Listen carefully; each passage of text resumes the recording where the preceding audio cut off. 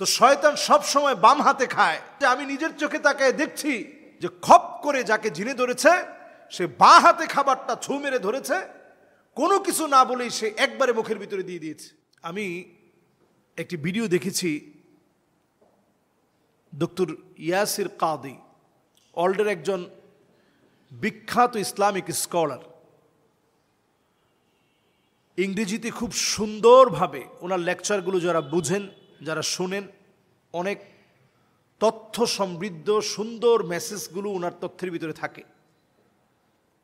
তো উনি ওনার আলোচনার ভিতরে একটা গুরুত্বপূর্ণ বিষয় তুলে ধরলেন, যেটা আমি মনে করছি যে আপনাদের জন্য এটা খুব কাজে লাগবে। ডক্টর ইয়াসির কাদি তিনি আলোচনা করতে গিয়ে বলছেন যে একজনকে যখন জিনে ধরেছে, জিনে ধরার পর ওই জিনে ধরা ব্যক্তিকে যখন রাকি এসে যখন কোরআনুল কারীম তেলাওয়াত করে, কয়েকজন রাকি মিলে যেই লোকটাকে জিনে ধরেছে, জিনে আসর করেছে, তো রাকি এসে দীর্ঘ লম্বা সময় ধরে কোরআনুল কারীম থেকে তেলাওয়াত করছিলেন। আমরা এখন দেখেছি যে আমাদের দেশেও যারা কোরআন থেকে সরাসরি যারা রাকির কাজ করে, ঝাড়ফুকের কাজ করে, তারা দেখবেন কোরআনুল কারীম থেকে লম্বা সময় ধরে তেলাওয়াত করতে থাকে। এতে করে জিনে ধরা ব্যক্তি আলহামদুলিল্লাহ আল্লাহ রাব্বুল আলামিন তাকে এইভাবে আরোগ্য দান করেন এবং জিনের আসর থেকে মুক্তি পান। তো ডক্টর ইয়াসির কাদি তিনি বলছেন, যখন ওনার চোখের সামনে একজনকে জিনে ধরার পর যখন রাকি এসে কোরআন তেলাওয়াত করতেছিল, লম্বা সময় কোরআন তেলাওয়াত করতে করতে করতে করতে ওনারা ক্লান্ত হয়ে গেছেন। ক্লান্ত হয়ে যাওয়ার পর এবার ওনারা খেতে বসছেন। তো খেতে বসার পরে যেই লোকটাকে জিনে ধরেছে তাকেও সাধলেন যে তুমিও আমাদের সঙ্গে খাও। সে বলছে আমার কোনো খিদে নাই। এবার সবাই মিলে খাচ্ছে, যারা এতক্ষণ ঝাড়ফুঁক করতেছিল ওনারা যখন খাচ্ছেন, ঠিক খাওয়ার সময় বিসমিল্লাহ বলে খাওয়া শুরু করেছেন, ডান হাতে খাচ্ছেন। খেয়াল করেন, বিসমিল্লাহ বলে খাচ্ছেন, ডান হাতে খাওয়া শুরু করেছেন এবং বারবার তাকে রিকোয়েস্ট করছে যে তুমিও খাও আমাদের সঙ্গে। তারা একজনও কিন্তু খেতে রাজি হয় নাই। এবার একজনের কাছ থেকে হঠাৎ একটা লোকমা পড়ে গেছে। পড়ে যাওয়ার সঙ্গে সঙ্গে লোকটার উঠায় খায় নাই। সুন্নাহ হচ্ছে আপনি খাদ্যের অপচয় করবেন না, খাবার অপচয় করবেন না। যদি কখনো খাবার পড়ে যায়, ভালো একটা দস্তরখানার মধ্যে বসে আপনি খাবার খাবেন, সেখান থেকে উঠিয়ে আপনি খেয়ে ফেলবেন। ওমরে ফারুক রাদিয়াল্লাহু তাআলা আনহু সফরে গিয়ে, রাষ্ট্রীয় সফরে গিয়ে সেখান থেকে একটা লোকমা পড়ে গেছে। তিনি যখন উঠিয়ে খাচ্ছেন, সাহাবাই কেরামের মধ্য থেকে একজন সাহাবী পরামর্শ দিলেন কানে কানে যে আজকের এখানে আপনি উঠিয়ে খায়েন না, তাহলে বদলাম হবে। তিনি তখন বলেছিলেন, আতরুকু সুন্নাতা হাবিবি রাসূলিল্লাহ লিহাউলাইল হুমাকা, এই সমস্ত আহমকদের জন্যে আমি রাসূলুল্লাহর একটা সুন্নাহ ছেড়ে দেব, সেটা হতে পারে না। সুবহানাল্লাহ বিহামদিহি। তো ইয়াসির কাদি তিনি বলছেন যে যখনই একটা লোকমা পড়ে গেছে, লোকমাটা উঠায় খাওয়া হয়নি, খানার এই অপচয়টা যখন হয়ে যাচ্ছে, ঠিক সেই মুহূর্তে যাকে জিনে ধরেছিল সে বাঁ হাতে খপ করে নিয়ে খানাটা খেয়ে ফেলছে। তো ইয়াসির কাদির তিনি অবাক হয়ে বলছেন যে আমার নিজের চোখে দেখলাম যে কোরআন আর হাদিস যে কত সত্য। শয়তান সবসময় বাঁ হাতে খায়। শয়তান কোন হাতে খায়? বাঁ হাতে। তো শয়তান সবসময় বাম হাতে খায়।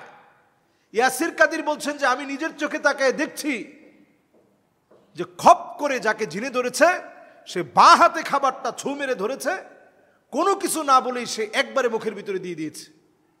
আমরা দেখবেন অনেক মুসলিমরা অনেক সময় আমরা বাঁ হাতে খাই। এই বাঁ হাতে খাওয়াটা শয়তানের খাওয়া।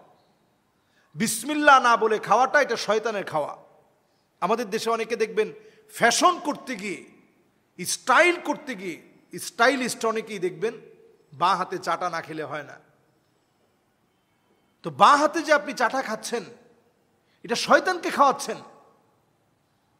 তো তিনি ওই বক্তব্যের মধ্যে বলছিলেন যে আমি দেখতে পাচ্ছিলাম যে সুন্নাহটা কত অথেন্টিক। 1450 বছর পরে এসেও শয়তান যখন তার সাথে আসর করে আছে, জিন যখন আসর করে আছে, আমরা বিসমিল্লাহ বলে খানা শুরু করেছি, আমাদের সাথে খাবে না। আমাদের যেই খানা অপচয় হয়ে গেছে ওইটা সে খপ করে ধরেছে এবং বাঁ হাতে ধরেছে। এই জন্য খানা অপচয় করতে গিয়ে খেয়াল করবেন, এই খানা অপচয় করাটা শয়তানের কাজ। কোনো মুমিন খানা নষ্ট করতে পারে না। একটা সামান্য থেকে সামান্য খানা আপনি নষ্ট করবেন না। অনেকে দেখবেন যুক্তি দেয় যে হুজুর আরো তো অনেক মাখলুক আছে, ওরা খাবে না? বিড়াল আছে, কুকুর আছে, ওরা খাবে না? আপনার যে হাড় আছে এটা শুধু বিড়াল কুকুর না, আপনার যে কাটা আছে এটা শুধু বিড়াল কুকুর না, এটা জিনদের জন্য আল্লাহ খাবার হিসাবে রেখেছেন। যখন জিনেরা এটার মধ্যে হাত দিবে আল্লাহ তাআলা রিজিক দিয়ে দিবেন। এই জন্য এটার মধ্যে আপনি পানি দিবেন না, সুন্দর করে শুকনো একটা জায়গায় রেখে দিবেন। আপনি ডাস্টবিনে না ফেলে একটা পলিথিনের মধ্যে সুন্দর করে রাখলেন, আপনি অফিসে যাওয়ার সময় সুন্দর একটা জায়গায় আপনি দিয়ে রাখলেন, ওরা খেয়ে নিল, রাস্তার এক কোণায় আপনি রেখে দিলেন। অথবা যদি আপনি ডাস্টবিনেও ফেলেন, আপনি সুন্দর একটা পলিথিনে মুড়িয়ে আপনি রেখে দেন, যাতে করে ওটার মধ্যে পানি না লাগে, পচা দুর্গন্ধযুক্ত কিছু না লাগে, এইভাবে আপনি রেখে দেন। আল্লাহ রাব্বুল আলামিন এটার মধ্যে অনেকের রিজিক রেখেছেন। যেভাবে এটার মধ্যে বিড়াল কুকুর খাবে, ঠিক তদ্রুপ আপনি দেখতেছেন বিড়াল, আপনি দেখতেছেন কুকুর, হতে পারে এটা জিন। সে যখন খেতে এসে দেখবে এটার মধ্যে আপনি পানি ঢেলে দিছেন, আপনার ক্ষতি করার চেষ্টা করবে। এজন্য অনেক কারণে কিন্তু জিন আসর করে। মাথার চুলগুলো এলোমেলো ছেড়ে আপনি শুয়ে আছেন, আপনি মহিলা মানুষ, আপনাকে আসর করার চেষ্টা করবে। খুব স্যান্ড মেখেছেন, মহিলাদের জন্য ইসলাম এগুলো নিষেধ করেছে, তখন আপনাকে জিন আসর করবে। আপনি পাকঘরে ঢুকেছেন, আপনি বিসমিল্লাহ বলে পাকঘরে ঢুকেন। আপনি খোলা কোনো নির্জন জায়গা দিয়ে বড় একটা গাছের নিচে দিয়ে যাচ্ছেন, ভয় না পেয়ে আপনি আয়াতুল কুরসিটা পড়েন। রাত্রিবেলা একা একা ঘরের মধ্যে অনেক দিন পরে আসছেন, খালি একটা রুম, খালি একটা খাট, যেখানে জিন হয়তো বসবাস করত, এই জায়গার মধ্যে এখন আপনি এসে থাকবেন, আপনি আয়াতুল কুরসিটা সুন্দর করে পড়েন। আপনি দেখবেন ঠিকই এই সুন্নাহগুলো মানার কারণে আল্লাহ আপনাকে হেফাজত করবে। ফালাই ইয়াজাল আলাইকা মিনাল্লাহি হাফিজ, আল্লাহর পক্ষ থেকে আল্লাহ তাআলা জিম্মাদার নিযুক্ত করে দিবে। সুবহানাল্লাহ বিহামদি। আল্লাহ রাব্বুল আলামিন আমাদের প্রত্যেককে বিষয়গুলো বোঝার মানার তৌফিক আল্লাহ দান করুক, আমিন। আসসালামু আলাইকুম ওয়া রাহমাতুল্লাহি ওয়া বারাকাতুহু। ছোট্ট একটু সংযোজন দিয়ে দিচ্ছি। সংযোজন হচ্ছে এই, আমরা শুধুমাত্র খাবারের অপচয় না, কারেন্টের অপচয় হচ্ছে কিনা এটা আমরা দেখব। অযথাই একটা রুমের মধ্যে আপনি ফ্যান ছেড়ে রাখলেন, অযথাই আমরা দেখা যায় অনেক সময় একবারে ডিম ডিম করে আমরা গ্যাসটা জ্বালিয়ে রাখছি, অযথাই আপনি কলটা পুরোপুরি বন্ধ করেন নাই, টপ টপ করে পানি পড়ছে। এই সকল অপচয়গুলো এগুলো শয়তানের কাজ। যখন এই কাজগুলো করবেন আপনার কাছ থেকে বরকত উঠে যাবে। আর যখন আপনি অপচয় রোধ করার জন্য চেষ্টা করবেন, আল্লাহর নিজামি কুদরতে আপনার কাছে বরকত আসতে থাকবে। এজন্য আমরা অপচয় ছেড়ে দেই, এজন্য আমরা অপচয় ছেড়ে দেই, অপচয় বন্ধ করি, অপচয় রোধে আমরা সচেতন হই।